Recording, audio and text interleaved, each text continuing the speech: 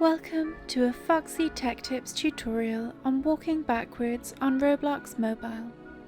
If you find this tutorial helpful, please consider subscribing to my channel and liking the video.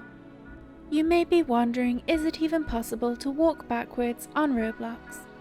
Because when controlling your avatar normally, trying to move backwards results in your character turning around. It is in fact possible, and this is how you do it. Start by tapping the Roblox icon at the top left of the screen. Tap Settings. Under Movement Mode, make sure your setting is set to Dynamic Thumbstick. Now go back to the game. By pinching on your avatar and zooming in, you can make your view go into the first-person mode.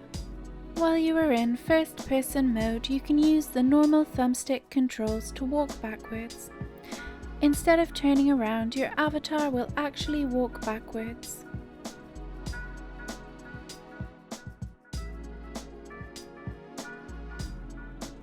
Use your two fingers to zoom out into third-person mode again if you don't want to be in first-person mode anymore. And that draws an end to this tutorial. Please like the video if you found it helpful, and subscribe to Foxy Tech Tips for more Roblox tips and tricks.